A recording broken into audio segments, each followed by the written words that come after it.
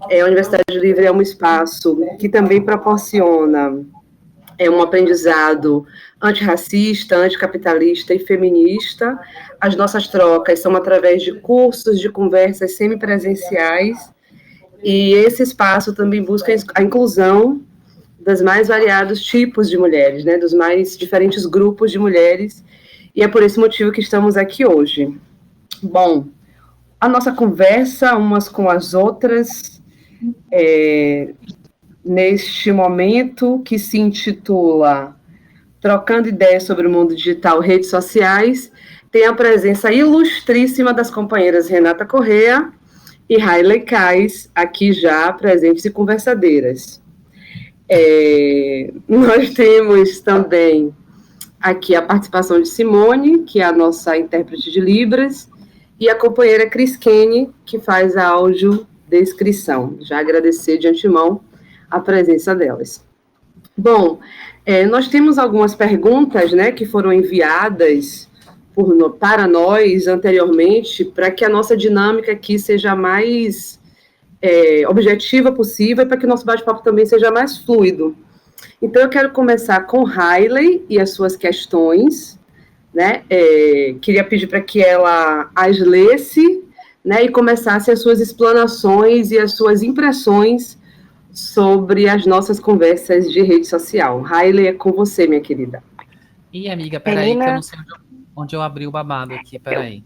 Eu vou aproveitar esse intervalozinho, então, e vou fazer a apresentação das imagens para as nossas companheiras com deficiência visual, tá bom? Vou fazer a audiodescrição. Tela em azul claro. No alto, uma estreita faixa roxa. No canto superior direito, quadrado verde com o logo dos webinários, umas.com as outras, trocando ideias sobre o mundo digital. Webinário 2, redes sociais. Ocupando quase toda a tela, 4 janelas distribuídas em formato de cruz. No alto, janela com Hailey Kais, uma mulher de pele clara, cabelos pretos cacheados. O lado esquerdo até a altura dos ombros e o lado direito estão raspados. Ela usa óculos retangular preto. À esquerda, janela com Simone, intérprete de Libras. Simone tem cabelos ruivos, presos na altura da nuca. Usa óculos de armação em acrílico. À direita, janela com Larissa, uma mulher negra de pele clara, cabelos trançados em estilo moicano. Na parte inferior, no centro, Renata, uma mulher de pele clara, cabelos lisos castanhos até a altura dos ombros. Fim da descrição, e quando a gente tiver o nosso próximo intervalo, você pode me chamar, que eu já faço mais uma descrição, caso alguma companheira tenha entrado depois, tá bom? Obrigada. Obrigada, Cris. A pessoa que se atrapalhou, que lindo, mas que bom que a gente está entre a gente. Antes da gente responder as perguntas, eu preciso que vocês se apresentem. Então, eu vou deixar com vocês também, para que vocês digam quem são vocês, quais são os projetos que vocês fazem parte, etc. Então, com você, Hailey Kais. Boa noite a todos e todas. Meu nome é Hailey, né? Como já foi dito, eu faço parte de um projeto chamado Transfeminismo, né, que é um projeto que tem diversas frentes de atuação, mas que se organiza principalmente, majoritariamente, online. É um projeto que busca discutir a questão trans no geral, de forma ampla, a partir de uma perspectiva feminista, também através das teorias que vêm sendo produzidas por pessoas trans em respeito às nossas próprias identidades, e teorias que são interdisciplinares, inclusive, né? E esse projeto inclui um portal, que é um site, onde a gente produz conteúdo escrito, majoritariamente, apesar que nós temos alguns vídeos, né? Às vezes esse projeto é encabeçado por mim e pela a Bia e também pela Vivi Vergueiro. Muito embora quem tenha escrito mais ultimamente tenha sido a Bia, né? Eventualmente nós temos entrevistas em vídeo ou podcasts e outras mídias, mas majoritariamente nosso projeto é texto, né? A gente também tem um grupo de Facebook, uma página, um Twitter, que a gente usa como uma ferramenta para divulgação também. Antigamente, quando surgiu o grupo de Facebook era mais ativo, mas eu sinto que nos últimos anos é uma tendência geral dos grupos de Facebook de feminismo ou de qualquer outro assunto de justiça social terem a participação desses grupos terem caído, né? E, consequentemente, nosso também caiu. E hoje em dia a gente produz mais no site mesmo, só com o site.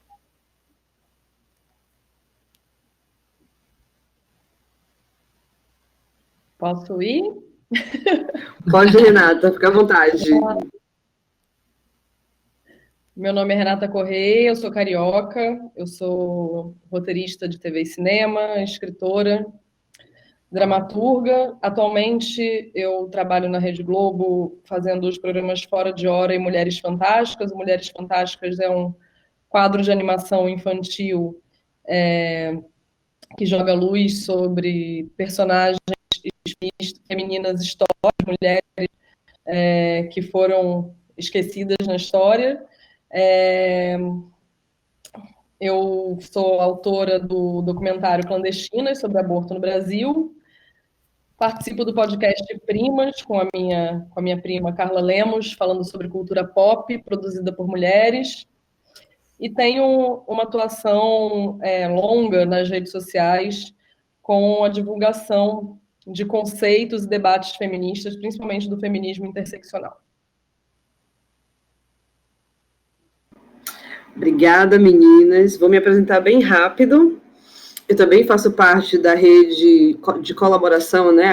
A Universidade Livre Feminista tem uma rede de colaboradoras, da qual a gente faz parte, com blogueiras negras. Então, eu também ajudo a organizar e coordenar espaços online e offline, junto com as blogueiras negras, além de integrar e compor alguns outros espaços, como é o caso, por exemplo, da Rede Ciberativistas Negras, da Rede Transfeministas de Cuidados Digitais, a Rede Afro-Latino-Americana Caribe da Diáspora de Mulheres Negras, a organização Me Representa, enfim, alguns poucos espaços.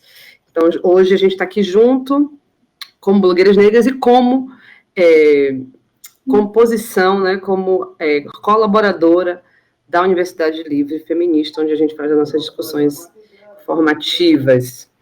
Bom, para começar o nosso debate, esquentando essa noite fria, também em Salvador, também no Nordeste, a gente vai começar com algumas perguntas sobre redes sociais. Então, as primeiras provocações são estas. Como ampliar, diversificar o círculo de pessoas com as quais dialogamos nas redes sociais? Essa é a primeira pergunta. E aí eu vou introduzir uma segunda, e a gente depois deixa mais duas para essas respostas posteriores. A segunda é: como será as redes sociais pós-pandemia? Este momento há uma saturação de lives. Tem lives interessantes que você só vê 20 ou até menos pessoas assistindo. Aí a gente separa e diz, vou ver depois, kkk. E a lista só cresce, e você não tem tempo de ver, e aí já era. É uma pergunta-comentário. Então, duas perguntas para começar, que é como ampliar e diversificar o círculo de pessoas com as quais dialogamos nas redes sociais, e a pergunta de R$1 milhão, que é como será o futuro das redes sociais no pós-pandemia. E aí, para começar, pode ser a Renata e, posteriormente, Haile. Ampliar o alcance do nosso campo de diálogo nas redes sociais, acho que é o grande desafio, a grande pergunta de todo mundo que atua politicamente nas redes sociais, né? A gente tem que lembrar que tem dois fatores que eu acho que são muito importantes no momento em que está vendo. Um é que a internet, ela mudou muito desde que ela começou a se popularizar. A gente tinha uma característica da internet muito mais livre no início, com hiperlinks e conexões que a gente fazia com pessoas que a gente nem imaginava Acho que quem for um pouquinho mais velho deve lembrar da popularização dos blogs e do Mirk, e como isso era importante para a gente criar conexões com pessoas que a gente nunca imaginou que a gente ia fazer. Com o advento das redes sociais, começando ali pelo Orkut, depois pelo monopólio do Facebook, e com os produtos derivados do Facebook, como o WhatsApp, como o Instagram, a gente tem lidado com uma rede mais livre, no sentido que a maioria da circulação da informação se dá em ambientes que eles não são desenhados para que você seja exploradora, que você busque novas referências, novos conhecimentos. Essas redes são desenhadas para que você fique dentro delas. Então, sim, somos nós, pessoas humanas, com limitações mil e com outros compromissos e com outras preocupações, tentando lidar com gênios da informação e dos algoritmos que estão de noite para que a gente fique dentro das redes sociais, alimentando as redes sociais com os nossos dados e sem sair do ambiente. Então, ampliar o nosso de ação e ampliar o tipo de pessoas que a gente dialoga, ampliar o número de seguidores, exige algumas estratégias e exige algumas atitudes que não necessariamente uma pessoa comum que está fazendo política nas redes sociais vai saber. Então, assim, a gente tem que fazer tudo o que a gente faz, a gente tem que militar, a gente tem que estudar o que a gente estuda e, além de tudo, entender como funcionam as redes sociais. Durante a pandemia, o número de horas que a gente fica dentro das redes sociais aumentou muito também. Parecia ser uma oportunidade para a gente... Assim, o número geral de pessoas em redes sociais aumentou. Mas, na verdade, a nossa atenção está cada vez mais dispersa. E é isso, a gente vê um monte de live, um monte de conteúdo e a gente não consegue fazer a curadoria desse conteúdo. Parece que a gente tem uma timeline de conteúdo irrelevante, a gente não sabe exatamente no que clicar ou não. Acho que tem os campos aí. O que consumir, né? A gente tem que descobrir o que consumir e como consumir. E quando nós somos os produtores de conteúdo, como fazer para que esse conteúdo chegue onde tem que chegar, para esse conteúdo ter uma base de diálogo maior. As estratégias que eu tenho usado e que estão sendo bem sucedidas no momento, não só postar o conteúdo, mas criar um senso de comunidade com as pessoas que se comunicam com você. Curiosamente, isso não foi ninguém de redes sociais que me ensinou, foi essa minha atuação política. Eu não estou participando de nenhum coletivo hoje em dia, mas a minha participação no movimento estudantil, em coletivos feministas e minha experiência política me fez entender que a política não é só a política, são os laços de afeto e diálogo que você estabelece. E se você consegue estabelecer isso com a sua audiência nas redes sociais, o seu conteúdo acaba se tornando mais relevante, as pessoas começam a compartilhar mais. O caso do podcast Primas, por exemplo, que teve um crescimento orgânico muito forte durante a pandemia, a gente deixou de ser um podcast, a gente passou as lives às segundas-feiras, a gente grava o áudio dessas lives e lança como podcast depois para deixar esse conteúdo disponível.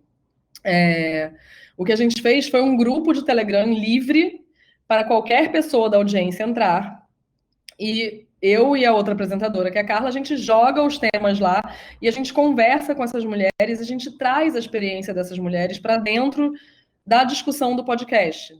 Isso tem dado um resultado muito... Assim, o início de você criar uma comunidade é mais trabalhoso, porque as pessoas que estão ali não se conhecem, as pessoas que estão ali são apenas a audiência de um podcast.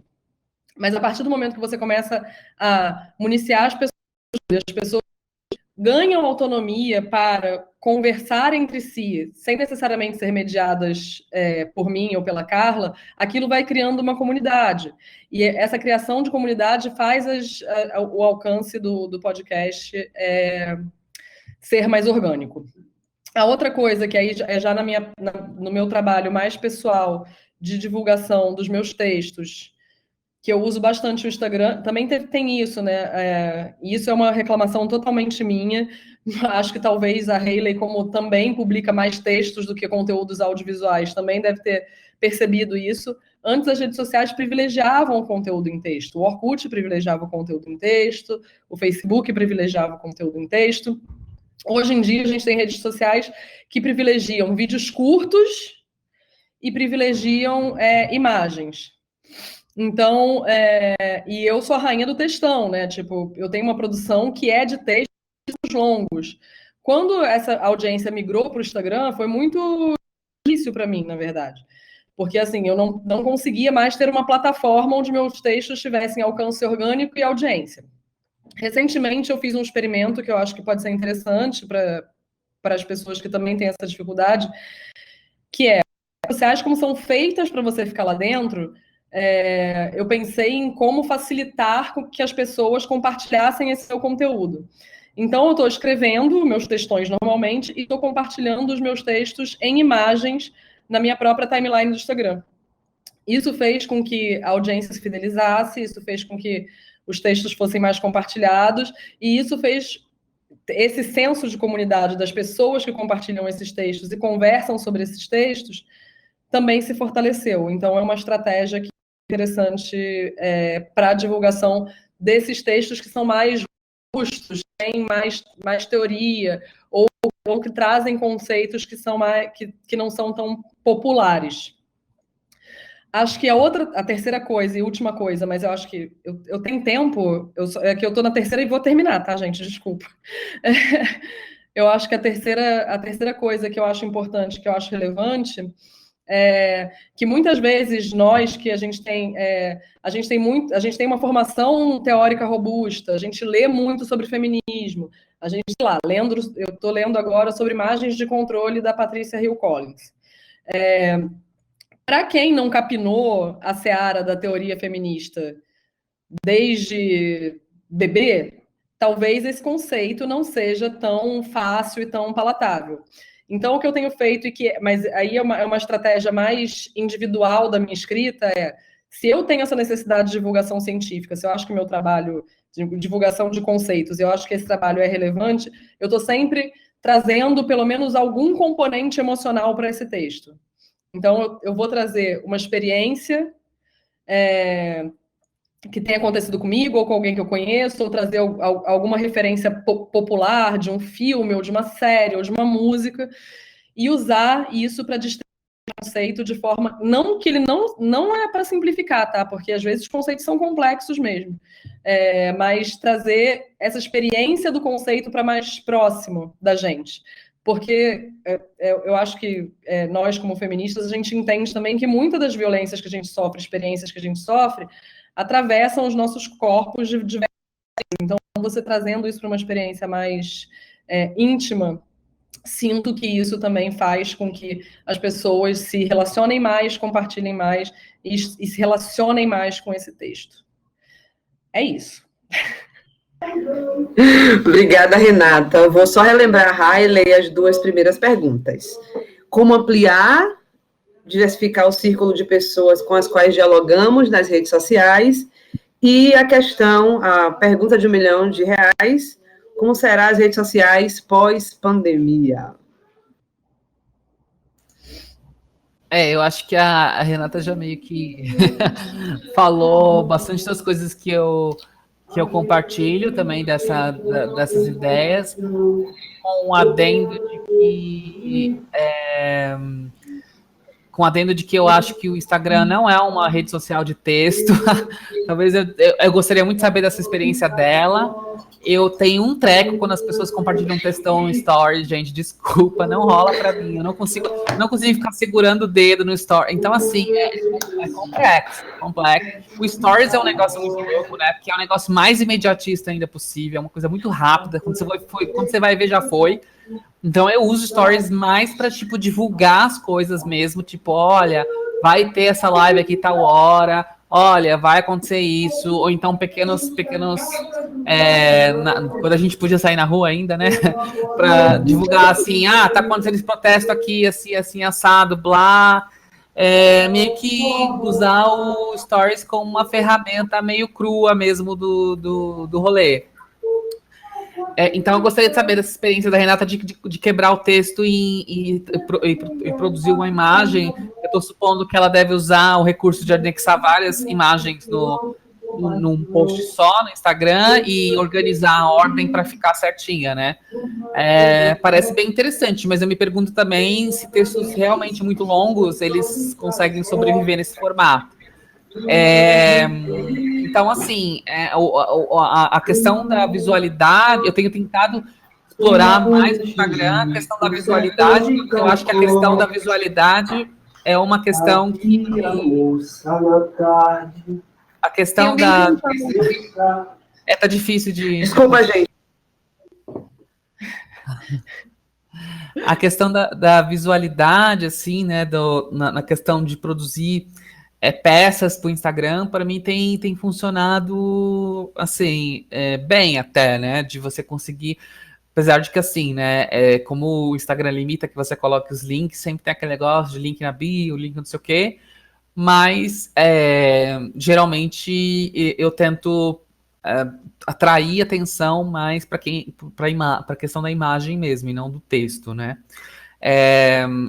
No Facebook é isso, né? É uma coisa assim, meio que um tiro no escuro. A gente tem aquelas regrinhas, né? Tal horário é o melhor horário, mas aí durante a pandemia isso ficou meio louco, assim, porque, né, as pessoas meio que passaram a estar conectadas 24/7, não que elas não tivessem antes, mas parece que piorou, né? E aí, às vezes, eu vejo um post meu aleatório bombar tipo 11 da noite. Então, assim, eu acho que os horários meio que bagunçaram um pouco na pandemia, mas no geral, o Facebook constantemente muda, né? Principalmente em relação às páginas, assim, eu já meio que entreguei para Deus as páginas de entender qual que é o mecanismo que eles utilizam para realmente visibilizar as páginas. Então, eu tenho usado mais como uma ferramenta meio crua mesmo, assim. Eu vou colocar lá, vou divulgar, é um meio de divulgar, mas eu não vou produzir muito conteúdo nas redes sociais. Eu não tenho produzido muito conteúdo nas redes sociais. Então, utilizar ainda a plataforma do site e do WordPress, do Medium e tal, para produzir textos e tentar, né, nessa linha de que eu acho que se a plataforma, por exemplo, o Medium é uma plataforma de escrita de texto, então vou explorar isso ao máximo. Então, vou usar o Medium para texto. Mas confesso, assim, que as ideias da Renata também, enfim, nada tá escrito na pedra, e eu acho que eu gostaria de tentar também. É porque, assim, tem sido cada vez mais difícil trabalhar com as redes sociais, porque existe a mim parece que existe uma agressividade cada vez maior do targeting deles de anúncios, sabe? Que tem, assim, não há adblock que sobreviva. E assim, a desmonetarização do YouTube, enfim, eles estão meio que... Eu acho que esse modelo de dinheiro, de grana, de redes sociais, ele tá falindo, assim, ele tá indo tá chegando no limite, né? E ele tá meio que mostrando, tá capengando pro Zuckerberg, pro cara do Twitter, enfim. E ainda tem as pressões, né, que essas figuras sofrem, mesmo de uma burguesia mais, digamos assim, esclarecida, que quer que o Zuckerberg remova conteúdo de fake news e tal, né? Mesmo para essa burguesia, mesmo sofrendo essa pressão, né, com a questão de melhorar a experiência que a gente tem na plataforma, é uma coisa que eu não vejo muita esperança, assim. Eu acho que foi um movimento muito bizarro, assim. O Facebook tomou a internet e agora ele está se esgotando como modelo de negócio, assim, né? Ele cada vez mais se mostra ineficaz em conseguir fazer o targeting pelo menos as coisas que eu tenho lido recentemente vêm nessa direção, né? E à medida que novas novas plataformas surgem, como, por exemplo, o TikTok lá, né, que são os vídeos rápidos e tal, eu acho que vai ameaçando também um modelo de negócio meio que hegemônico dessas grandes plataformas. Então falei tudo, mas não falei nada, né, na real. Na real é que, assim, eu acho que não é uma questão de como é que a gente amplia o nosso público através das redes sociais. Eu acho que talvez mais como que a gente consegue engajar o público que a gente já tem, sabe? Eu não sei se... porque, assim, eu acho que a meu ver, né, um trabalho maior você conseguir manter as pessoas que você já sabe, já conhece, que tem uma certa proximidade com aquele assunto, mas manter ela, tentar trazer ela, digamos assim, para uma militância mais orgânica, por uma militância mais... porque não adianta eu ter, tipo, 1 zilhão de pessoas que eu alcanço e essas pessoas estão em casa, todas elas reclamando do sofá, você entende? Eu preciso fazer com que essas pessoas se engajem e elas passem a tomar aquilo como uma luta, porque para mim as redes sociais têm essa função, é a função de eu chegar numa pessoa, conseguir falar, olha, ó, vem ouvir, né, você tem um minutinho para ouvir a palavra sagrada do socialismo? Então tenho, que maravilha, e a gente, por exemplo, tem usado o WhatsApp mesmo como um canal de transmissão, né, que ele tem uma função do WhatsApp que você só manda notícias para as pessoas. A gente tem testado isso, a gente tem tentado, então, engajar o público que a gente já tem, né? E que às vezes parece que é pregar para convertido, mas é porque se as pessoas de esquerda, feministas, enfim, pacote completo, que estão indignadas, elas realmente, entendeu? Se engajassem e começassem a militar organicamente e tal, isso já seria um salto muito grande, né? O problema é que a gente está num momento de refluxo de luta, de regressão, né? de retrocesso com esse governo destrutivo, completamente destrutivo, que mina nossas energias, porque a gente tem que, ao mesmo tempo, responder aos ataques do governo, responder aos tios bolsominions, responder aos liberais, né, desubicados, que, enfim, que falam as merdas que falam, que a gente sabe que falam, e ainda por cima organizar militância, construir espaço de militância. Então tudo isso é muito exaustivo. Então eu acho que a gente está nesse momento de autoconstrução, eu acho, sabe? Não que não seja, obviamente, que é muito bom que a gente consiga ampliar isso, mas eu acho que não adianta a gente ter um grande público se esse grande público não está engajado para a causa, se ele só está reclamando do sofá e beleza, eu concordo com você, Bolsonaro é uma merda e beleza, vamos lá, agora eu vou voltar para a minha vida. Então, a gente precisa de um engajamento maior que esse, né? E a segunda pergunta era em relação à pós-pandemia, né? Olha, eu não faço ideia. Eu sei que a questão das lives que é outro dia eu fui entrar no Instagram e eu tava querendo entrar numa live específica de uma amiga minha e tinha 50 milhões daquelas bolinhas lá, eu fui passando assim pro lado até chegar. É muita coisa mesmo, sabe? E aí eu acho que entra no que a Renata falou, sabe? A gente também precisa ensinar as pessoas, dar as ferramentas para as pessoas fazerem uma curadoria do que elas querem, do que elas precisam, né? Ver, do que, enfim, porque é tanta informação que a gente precisa sentar e falar, não, vou pegar você na mãozinha e falar, amiga, vamos lá, senta. Como que a gente divide, separa isso aqui? Isso aqui não serve, isso aqui eu acho meio raso, isso aqui não sei o quê. Tá bom, vou ver essa live. É mesmo ter um pouco mais de racionalidade e tentar dividir o nosso tempo. Eu tenho usado muito o Google Calendar para live, gente. Google Calendar, eu não consigo assim, estou com vontade de assistir uma live, vou ver o que tem. Não, isso aí é a receita da ansiedade para mim. Eu pego, vai ter um evento da Universidade Livre Feminista tal dia, tal hora. Tá lá na minha agenda como se fosse um compromisso de trabalho, você entende? E aí eu não... Porque também em casa, gente, a preguiça, a vontade de você deitar na cama é terrível com tudo que tá acontecendo, né? Então eu acho que a gente vai ter que como diz uma amiga minha, se chilepar um pouco para, tipo, né, se forçar também a fazer essa curadoria e fazer a curadoria de conteúdos que vão fazer a gente crescer, enfim, seja na militância, seja profissionalmente ou whatever.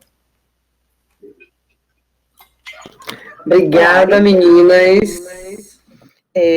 Eu sou uma debatedora que também vai dar um pitaco e a gente vai entrar nas outras questões, né? Eu queria agradecer a contribuição das meninas e dizer que elas trouxeram coisas muito importantes, que obviamente estão anotadas aqui, e que eu queria destacar algumas delas, né?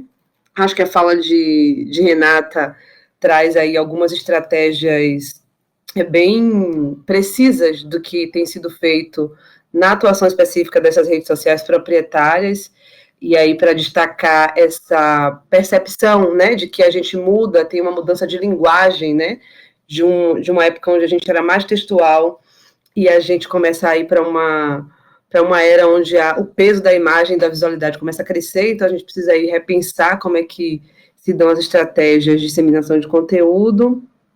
Também essa observação que Hailey traz sobre o modelo de negócio das redes sociais e como o Facebook tem sido aí o baluarte dessa queda vertiginosa. E aí, para adentrar e inserir nessa questão, uma questão mais conjuntural, eu gostaria de fazer 2 aportes que são, inclusive, aportes fundamentais, né, de fundação, que Carmen Silva também trouxe aqui no chat.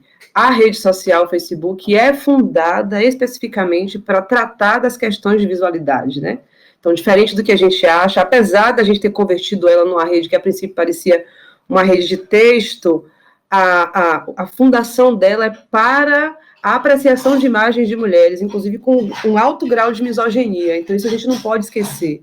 Por isso, também, a relação que a gente começa a manter com os conteúdos é uma relação, como eu disse aqui, como conversaram também as companheiras Guaraná e Priscila, uma relação, sobretudo, simbólica, né? Então, a gente dá like, a gente curte, diferente de debater e expor ideias, como numa arena, num espaço público de diálogo. E aí, essa própria rede social, que dela derivam outras redes, o próprio Instagram e depois o WhatsApp, ela tem 2 marcos temporais nesse entorno aí de 10 anos, né, de 2010 até 2020. A gente tem o primeiro marco temporal, que é a sua própria criação, e em 2012 a gente vê pipocar as diferentes primaveras, né, as primaveras feministas, a primavera árabe, etc., quando a gente faz uma reapropriação dessa rede, mas também o marco temporal de Cambridge Analytica, 2017, 2018, que dá o pontapé na crise, no início da crise dessa rede social específica, que obviamente culmina no surgimento aí, no fortalecimento da rede social, que é o apêndice, né, do Facebook, que é o caso do Instagram. Então, a gente parece não fugir desse monopólio, e aí, como as companheiras também colocaram aqui no chat, esse é o momento propício, e nesse tempo, né, assim como foi em 2012, para ir fazer uma previsão futurologista, né, de futuro, acho que a gente tem nesse momento um momento muito especial de reinvenção da internet. Quer dizer, de novo a gente está vendo uma rede social em pleno declínio, e a gente feminista tem a oportunidade de repensar e pensar quais serão os espaços. E aí, ouvindo vocês, por exemplo, eu fiquei pensando, será que não é, de novo, a volta das comunidades? Será que, então, o nosso papel não é, de novo, fortalecer, como a gente já faz como feministas e feministas negras interseccionais, fortalecer as redes e continuar cultivando, né, o papel e a importância das comunidades, né, como foram as comunidades do Orkut, os fóruns de e-mail, onde a gente se conheceu, e, por fim, as comunidades do Facebook. Então, é uma coisa que a gente precisa pensar. Mas ainda temos muitas perguntas, e as perguntas que foram enviadas antes, além dessas que surgiram agora, são as seguintes. Todo o conteúdo que estamos produzindo, é uma pergunta, está chegando nas pessoas, ou a quantidade de likes e visualização gera uma falsa impressão de que as pessoas estão, de fato, parando e lendo o que produzimos? E a segunda reflexão é como fazer reflexões feministas dentro das redes sociais, pensando uma formação política. Aí a gente pode começar com Hailey dessa vez e depois, na sequência, com Renata. Vou fazer um xixizinho, já volto. Amiga, desculpa, deu uma cortada aqui, eu não entendi a segunda pergunta. Vamos lá, segunda pergunta, como fazer reflexões feministas dentro das redes sociais, pensando uma formação política? Bom, então, para começar, acho que na primeira pergunta, acho que retorna justamente ao que eu comentei, né? Os likes e até mesmo os compartilhamentos e as visualizações são, de certa forma, atitudes passivas, né? Aquilo não garante, de fato, o engajamento, né? E mesmo... tanto é que o próprio Facebook conta como engajamento você ter as pessoas engajando no post, comentando e lá, né, inclusive. E eu acho que é justamente por isso que até a experiência que a Renata colocou sobre o grupo, né, do podcast lá, é muito importante justamente ter essa troca com essas pessoas, não só produzir aquele conteúdo, mas tentar ao máximo fazer com que as pessoas questionem mesmo, e às vezes mesmo responder aquelas pessoas que você sabe que fizeram perguntas cabeludas, perniciosas, né? Mas que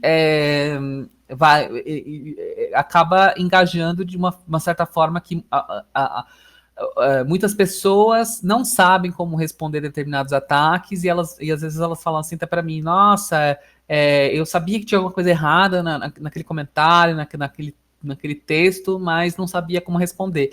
E aí isso gera engajamento, aí você começa a se engajar com as pessoas, mas acho que principalmente você tem que ter um lugar para escoar isso, né? Tipo, se a gente quer fazer formação, e aí até a segunda pergunta, se a gente quer fazer formação feminista e utilizar a internet para isso, a meu ver, é isso. O Facebook, as redes sociais, elas têm que ser realmente uma ferramenta. A gente tem que, a partir desse espaço onde a gente meio que, né, faz esse contato preliminar e tenta engajar as pessoas, levar para outros espaços que sejam fora das redes sociais, inclusive presenciais, né?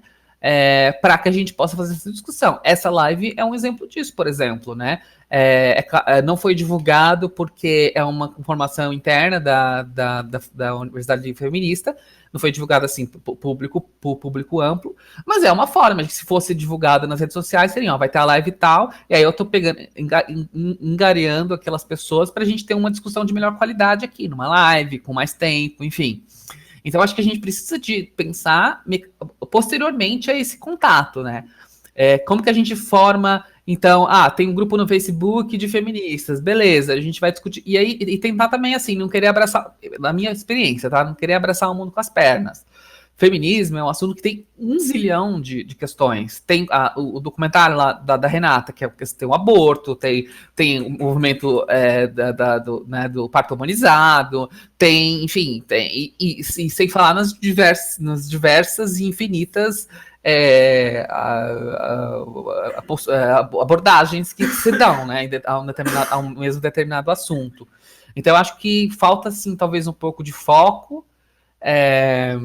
E eu acho que é importante a gente ter um negócio mais certo, sabe? Assim, vamos discutir feminismo, tá? Mas o que especificamente, sabe? Pensando naquela coisa meio que artigo científico, vamos tentar, né? E aí, se for o caso, divide em vários, sei lá, várias lives, vários, enfim, eventos, mas tenta focar um pouco mais porque aí eu acho que o debate fica mais qualificado, porque seja uma coisa meio geral, sabe? Então acho que a minha resposta para isso é meio que tipo isso, a gente precisa ter outros mecanismos fora das redes sociais para levar essas pessoas para fazer um debate qualificado, porque a meu ver as redes sociais não fazem e nem, não é a intenção das redes sociais, e eu acho que nem a gente vai conseguir ter um debate qualificado nas redes sociais mesmo, assim, para mim a não ser que mude radicalmente a forma como... Agora, em relação até à pandemia, eu posso até dar um exemplo agora que me veio à cabeça, né? A minha organização internacional, que é a Alternativa Socialista Internacional, ela todo ano ela tem uma universidade uma universidade marxista, né? Que acontece presencialmente na Bélgica. E, enfim, imagine todos os custos de deslocamento e tal. Então não vão todas as pessoas, mas geralmente vão 2 ou 3 pessoas de algum dos países. E aí, esse ano, por causa da Covid, foi a primeira vez que se fez a Universidade Livre, a Universidade Marxista Virtual. Então foi um esforço assim, impressionante de a gente ter várias comissões acontecendo ao mesmo tempo, como se fosse mesmo um congresso, com canais do Zoom de tradução, interpretação de mais de 6 línguas diferentes. E assim, foi incrível como que isso ampliou também o acesso, porque como as pessoas, você não tinha né, o gasto de se locomover até a Europa, né? E você também, então teve uma participação de mais de 600 pessoas, que é muito superior ao que geralmente né? E essa universidade marxista. E foi incrível, e depois fica gravado, enfim, tem uns benefícios. Então, eu acho que os meetings e os congressos e aí até meio voltando naquela questão da pós-pandemia, eu acho que não deveria ser abandonado, assim, não deveria ser só, tipo, porque a gente pode se encontrar presencialmente, a gente vai fazer... desculpa, intérprete, eu falei muito rápido. Porque a gente não pode se encontrar presencialmente, a gente vai fazer encontros virtuais, mas não só por isso. Também os encontros virtuais podem ser formas de a gente conseguir discutir um assunto de uma forma mais econômica, porque você não tem a locomoção, você não tem que pagar um grande espaço para você ter o congresso, e de uma forma, inclusive, que mais gente possa participar, sabe? Inclusive com intérpretes, como aqui, audiodescrição e tudo mais. Eu acho que é uma coisa que a gente pode pensar para um futuro aí.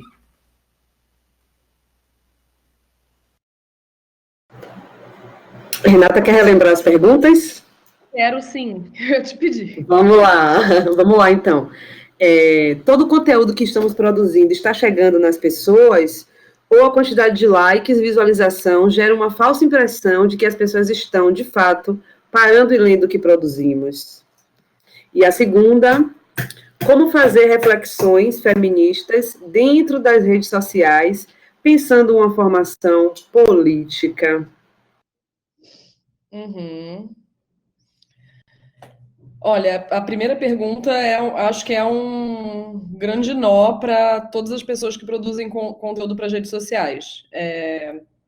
Eu, particularmente, da minha experiência pessoal, tem uma coisa que eu não suporto, por exemplo, você escreve um texto de 3 laudas, muito profundo, com trocentos conceitos, e o comentário ah lá, arrasou! Sabe, tipo, é muito frustrante, mas esse é o tipo de interação que as redes sociais querem, né? Tipo, poucas pessoas sabem, mas, por exemplo, no Instagram, você recebe mais alcance se as pessoas comentam mais com emojis no seu texto. Entendeu? Assim, por quê, entendeu? Sabe? Por quê? O que um emoji quer dizer? A gente tá voltando para uma era pré-linguagem hierográfica que é a imagem ser mais relevante do que a linguagem escrita. Mas isso foi só um desabafo. Eu acho que a gente tem um momento que a gente está vendo, acho que a Lari foi muito precisa em falar nisso, a gente tem um momento aí de oportunidade que eu acho que, assim, existe um esgotamento dessas grandes redes sociais. Existem pessoas pensando alternativas de conexão para fora desses grandes conglomerados de redes sociais que realmente as suas estruturas não são livres de verdade, as suas estruturas não são libertadoras de verdade, as suas estruturas estão ali para pegar os nossos dados e lucrar com os nossos dados. É simples, é uma equação muito simples. Ali nós não estamos criando comunidades e conexões. Estamos doando nossos dados para poder usar aquele espaço que se tornou tão importante no trato social. Outra coisa que a gente tem uma ilusão, talvez, que a internet é livre e de que todo o acesso à informação do mundo está ali na internet, basta saber procurar, basta saber clicar. Com a crise do TikTok, por exemplo, eu quero me atentar na questão do TikTok, assim, especificamente. O TikTok é uma rede muito recente, ela chegou no Brasil ano passado, e para vocês terem ideia, ela já é a segunda rede social em número de usuários. Ela só perde para o Instagram, que é o grande sucesso da plataforma Zuckerberg, do grande pool de redes sociais do Zuckerberg, que passa de bilhão de usuário. O TikTok está com 800 milhões de usuários, é coisa pra caramba. E o TikTok, ele foi criado para ser uma rede apolítica. Ele foi uma grande empresa chinesa que comprou o Musical.ly, não sei se alguém já usou o Musical.ly na época que ele ainda existia, e que transformou o TikTok. E aí essa pergunta faz assim, mas será que as pessoas estão consumindo realmente? Ou será que as pessoas estão só clicando, dando like, etc, etc. O TikTok é uma rede que ela reduz exatamente essa interação ao like e à reprodução do conteúdo. Então, assim, você pode... todos os conteúdos do TikTok são remixados e reproduzidos e editados de forma muito fácil. Então, assim, não necessariamente o conteúdo original ao qual você está reportando, ele quer dizer alguma coisa, porque você vai remixar esse conteúdo infinitas vezes até que ele se torne uma terceira coisa. Então, as ondas do TikTok e os memes são muito mais rápidos do que nas outras redes sociais, e esse remix do conteúdo, ele serve exatamente isso, para a reação ao conteúdo ser mais relevante do que o conteúdo em si. A nossa vantagem, na verdade, é a nossa humanidade, porque se as redes sociais tendem a ser apolíticas e tendem a banir o conteúdo que é mais político ou diminuir o alcance e visualização dos políticos, nós temos seres humanos que são muito, muito políticos. Então, assim, no próprio TikTok já estão surgindo pessoas muito jovens que estão usando, por exemplo, a ferramenta para remixar discursos do Bolsonaro, falar de conteúdo feminista de forma mais pop, fazer reactions ridicularizando conteúdos conservadores. Então, assim, tanto que a China agora teve o Trump está tentando banir o TikTok dos Estados Unidos com a ajuda do Zuckerberg, e o argumento que eles usaram é que o TikTok não tem conteúdo livre porque a China baniu conteúdos do TikTok que estavam cobrindo uma manifestação. Então, assim, como se o Facebook fosse super livre e deixasse todo o conteúdo que a gente quisesse ali. Então, assim, o meu medo é que a gente vira uma grande guerra fria do conteúdo, onde existam duas grandes internets. A internet americana e a internet chinesa. Porque se o Trump conseguir essa prerrogativa com o Congresso norte-americano de banir o TikTok dos Estados Unidos, é isso.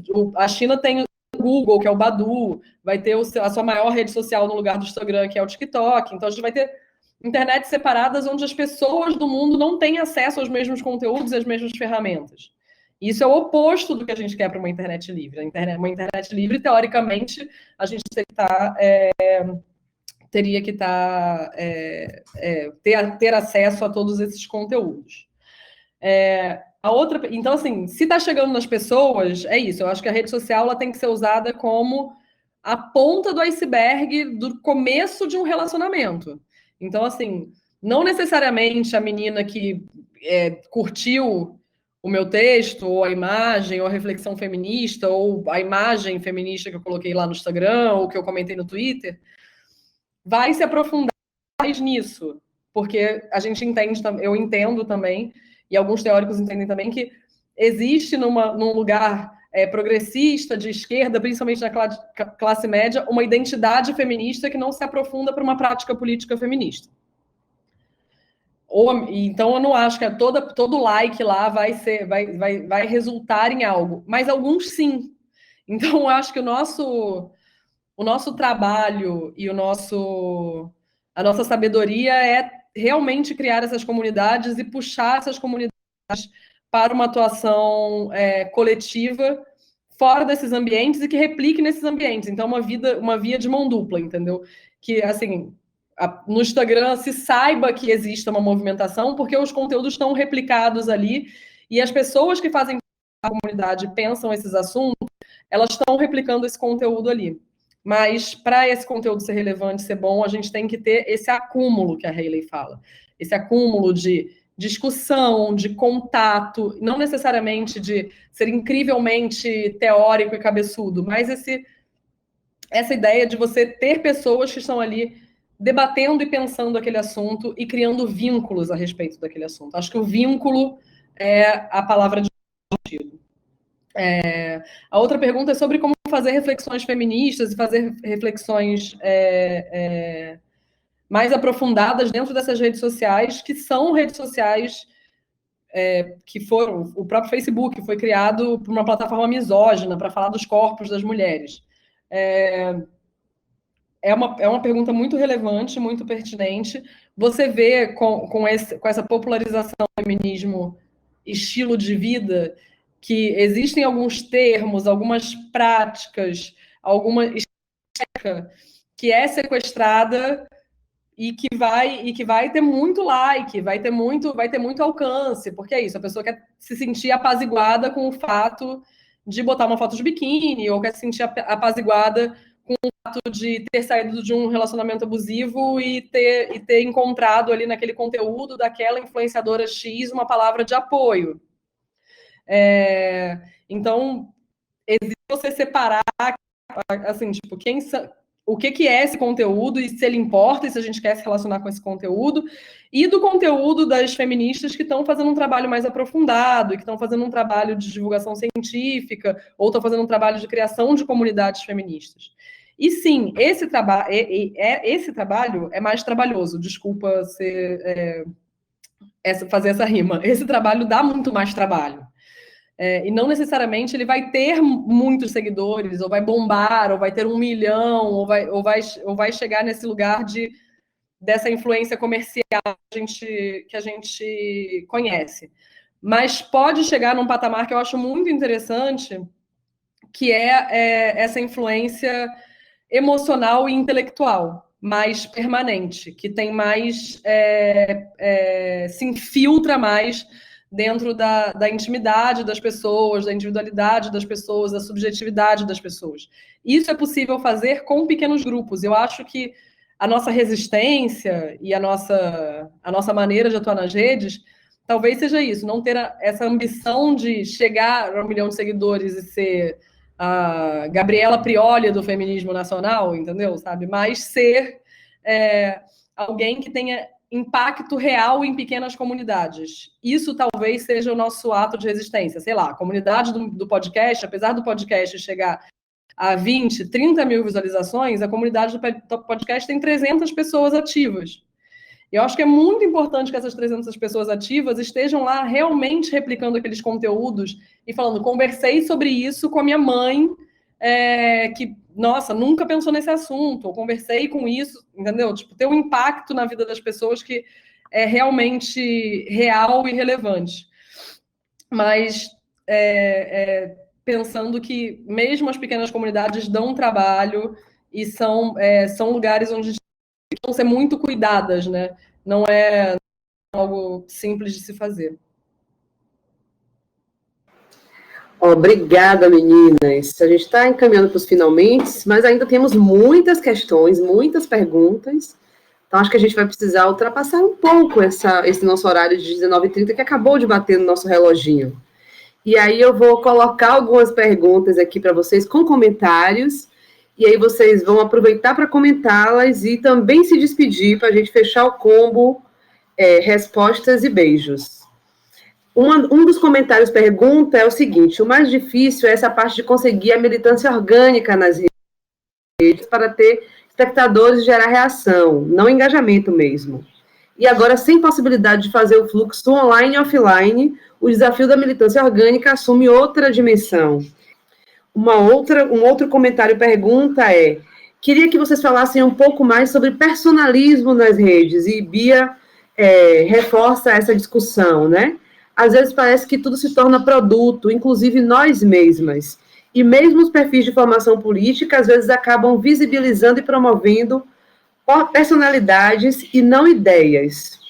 Então, Hailey pode começar e depois a gente vai com o Renatinho. Então, eu queria agradecer muito. Eu sei que tem muitas perguntas, a gente pode continuar em contato. Eu acho que essa troca é essencial, principalmente porque a gente tem visto cada vez mais a questão das fake news e das manipulações, enfim, de informação de todo tipo. E o WhatsApp, e recentemente, por exemplo, aquela entrevista que o Felipe Neto deu na Globo News foi muito boa. Quem não assistiu, tente assistir, está aberto na Globo News, no site da Globo News, você consegue ver vários trechos, que ele explica como é que funciona essa rede do WhatsApp, né, e que na verdade não é mais tanto robô, mas sim e na verdade eles são mais organizados que a gente. Na verdade é isso, eles têm uma grande rede organizada de gente compartilhando dados. Então, se tem uma coisa que a gente aprender com digamos assim, o mal, né? Como reverter isso para o bem, né? Digamos assim.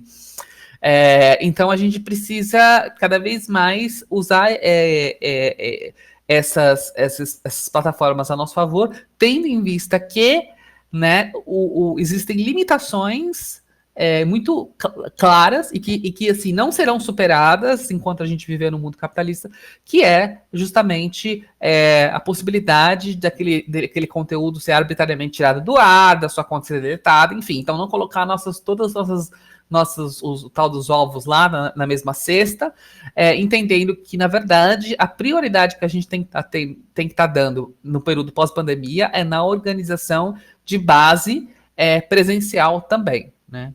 Então, com isso eu gostaria de me despedir, agradecer mais uma vez, obrigada. Obrigada, Hailey. Acho que a Renatinha caiu, não sei se a gente tem notícias dela. Ela não está conseguindo entrar. Oi, a gente ouve. Pois é, eu caí, aí demorou muito para voltar e acho que agora ficou sem vídeo. Não, é que quando voltou eu não cliquei. Deixa eu ver se fica bom agora. Vocês estão me vendo? Ainda não. Mas acho que tudo bem, né? Eu posso falar e se o vídeo voltar, voltou, né? Não para nós ainda, mas pode ir. Você quer que eu repita as perguntas? Eu anotei aqui sobre personalismo nas redes e se tornar um produto e não ser um veículo de ideias, não é isso? Tem essa pergunta e tem mais um comentário, né? Isso, o comentário é o seguinte: fala sobre o personalismo e saber que o mais difícil é conseguir militância orgânica nas redes que foram feitas para ter espectadores, gerar reação, não engajamento mesmo. E agora, sem a possibilidade de fazer o fluxo online e offline, o desafio da militância orgânica assume outra dimensão. Eu acho que esse comentário está um pouco incluso no que eu falei anteriormente, assim, que a rede social ele é a ponta do iceberg dessa criação de comunidade, que é a ponta do iceberg dessa criação de vínculo que a gente está chamando de militância orgânica. Então, assim, a rede social vai refletir uma movimentação que existe fora dela. Então, não necessariamente a rede social é a movimentação, ela é um reflexo de uma movimentação que existe. Eu sei que o fluxo offline e online deixou de existir nesse momento e os encontros presenciais deixavam a gente revigorado, deixavam a gente com sangue nos olhos e mostravam outras realidades e outras corporalidades que as redes sociais não alcançam e a questão online não alcança, mas a Hailey trouxe uma experiência que foi muito positiva, por exemplo, que é de um congresso em que pessoas não podiam estar nele por questões financeiras ou por questões de agenda e que esse conhecimento, o acesso a esse conhecimento, a esses debates se ampliou de forma exponencial quando esse congresso foi feito de forma online. Então, acho que a gente buscar essas alternativas de encontro e buscar essas alternativas de debate que saiam da lógica reativa das redes sociais. a gente está no momento em que a gente desaprendeu a debater. Porque a lógica da rede social, ela não é uma lógica de debate, ela não é uma lógica de confronto de ideias. Ela é uma lógica de reação. Odiei e amei, é uma lógica binária, assim como a lógica 0011, entendeu? Ela foi feita nesse modelo. Então, quando a gente está num momento de refluxo, a gente está num momento muito difícil para a militância, a gente está num momento de recrudescimento do fascismo. Eu acho que esse crescimento e força autoritárias ainda não chegaram ao seu auge. Muita gente acha que chegou, mas eu não acho que chegou. Eu acho que ainda vai ter muita luta ainda para a gente conseguir reverter os efeitos de tudo que a gente está vivendo hoje. E uma das ferramentas para a gente reverter isso são as redes sociais, sim, mas não a rede social reativa e não a rede social do amo, odeio. É a rede social que vai refletir uma movimentação que está fora dela, que está acontecendo também fora dela. Então, são essas interconexões, interrelações que se faz entre a rede social e os encontros que têm a pretensão de ser mais profundos e de levar o debate num outro nível de debate. Sobre o personalismo nas redes sociais, é isso mesmo. Não tem muito o que dizer. A rede social é feita de culto ao personalismo, que é uma coisa que a gente combate super, porque a gente está pensando em construir sempre produzir intelectualmente, produzir comunidades. Como a gente faz isso se a lógica das redes sociais também é super personalista? Eu vejo isso, assim, às vezes é muito louco que a gente está falando de engajamento, a gente está falando de como levar o nosso conteúdo, e às vezes eu fico dias produzindo um texto e esse texto não tem tanto alcance quanto uma foto do meu cachorro, entendeu? Sabe? Tipo, com uma legenda engraçadinha. Porque, assim, é mais interessante você consumir esteticamente e você consumir acriticamente, você consumir um conteúdo mais leve, às vezes, também, por isso o sucesso do TikTok, do que estar ali lendo sei lá quantas laudas que eu tive um trabalhão para colocar em imagens e colocar na minha timeline do Instagram, entendeu? Então, é difícil a gente pensar nas redes sociais sem personalismo, que ela está ali para ser um recorte de um indivíduo. A rede social é o recorte desse indivíduo, né? Tipo, é a foto do cachorro, é a foto do bolo, é meu cotidiano, é o meu, eu. É o ego elevado à enésima potência. Na minha experiência, que obviamente só pode ser a minha experiência pessoal, o que eu tenho feito é tentar subverter essa lógica e tentar usar esse personalismo para trazer, já que a minha audiência me considera uma voz de confiança, uma voz amigável, uma voz relacionável.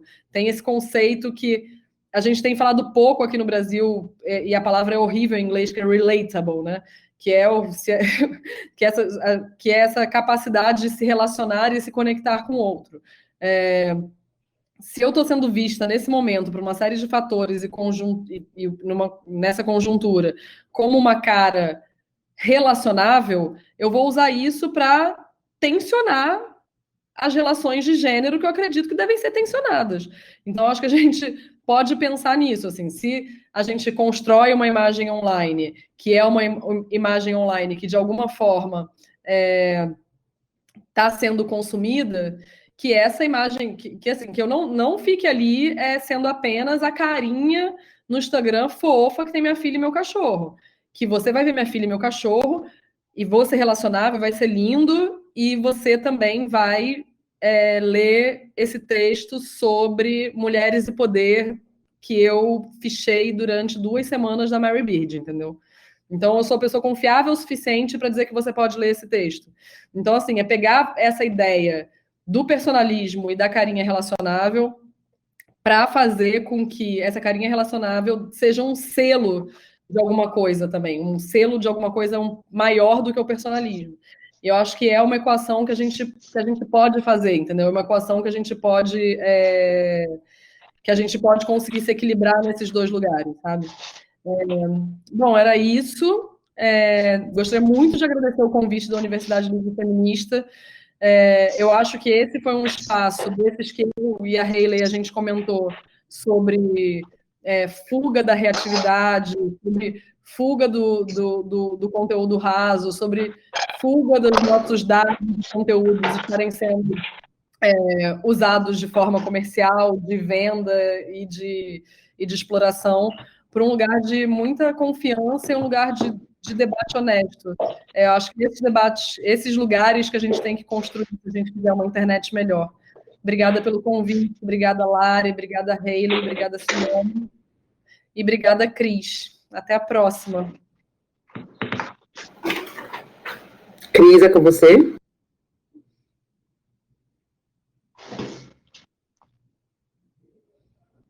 Aí eu vi que Cris abriu o microfone, achei que ela queria falar alguma coisa. Bom, eu queria agradecer a participação das meninas e a dedicação por essas horas. A gente já avançou um pouco mais que 15 minutos. Agradecer aos comentários das companheiras também aqui no chat, muitos deles sobre as reflexões sobre o personalismo, né? Sobre a nossa militância que como feministas negras, transfeministas e feministas interseccionais, preza pela coletividade, né? Então, acho que esse debate sobre personalismo, ele vem na contramão das nossas práticas políticas, ele vem na contramão dos discursos neoliberais. Sim. Denise.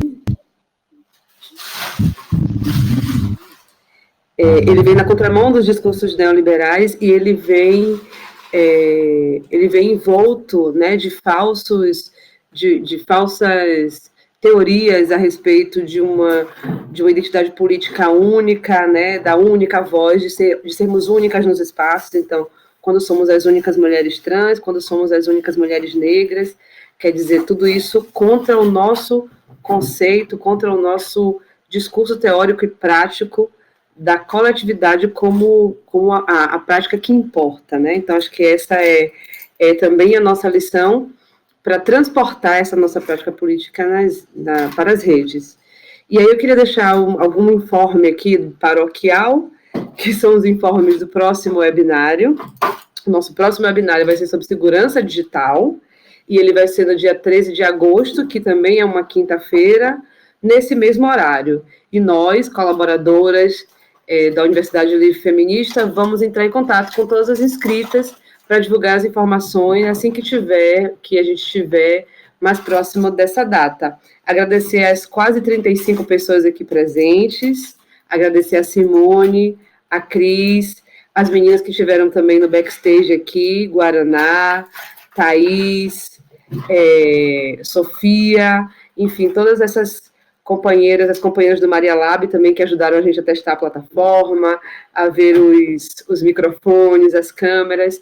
Agradecer demais a vocês e a importância desse espaço para o debate sobre tecnologia e internet, formação política, e garantir que a gente vai estar aqui também no pós-pandemia para continuar esses debates. Muito obrigada, uma boa noite a todas, e espero que esses dias aí próximos sejam dias mais tranquilos. Um beijo, gente.